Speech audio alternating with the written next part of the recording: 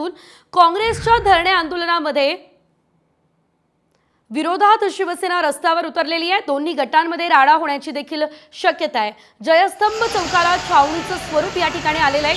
आमदार संजय गायकवाड यांनी राहुल गांधी यांच्या विरोधात केलेल्या विधानाच्या विरोधात युवक काँग्रेसने आज गांधी भवन या ठिकाणी धरणे आंदोलन पुकारलेलं आहे। युवक काँग्रेसच्या या आंदोलनाविरोधात आमदार संजय गायकवाड समर्थकांनी जयस्तंभ चौकात प्रचंड घोषणाबाजी केली आहे।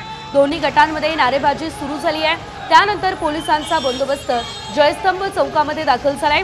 दोन्ही गटांमध्ये मोठा राडा होण्याची शक्यता आहे, त्यामुळे पोलिसांनी जयस्तंभ चौकात मोठा बंदोबस्त तैनात केलाय। अधिकचे अपडेट घेऊयात आमचे प्रतिनिधी संजय जाधव यांच्याकडून। संजय, आपण बघतोय बुलढाण्यामध्ये आता तणावाचं वातावरण निर्माण झालेलं आहे, सध्याची काय परिस्थिती आहे?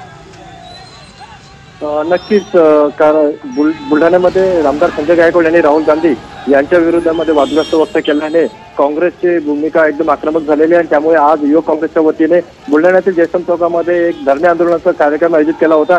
त्यांना शिंदे गटाच्या आमदार जे आहेत त्यांनी त्यांच्या कार्यकर्त्यांनी प्रचंड गोंधळ घातलेला आहे आणि काँग्रेस कार्यकर्ते आणि शिंदे गटाचे आमदार संजय गायकवाड यांचे कार्यकर्ते समोर आलेले आहेत। मोठा राडा होण्याची शक्यता दिसून येत आहे। यामध्ये पोलिसांचा चांगला बंदोबस्त तैनात करण्यात आलेला आहे।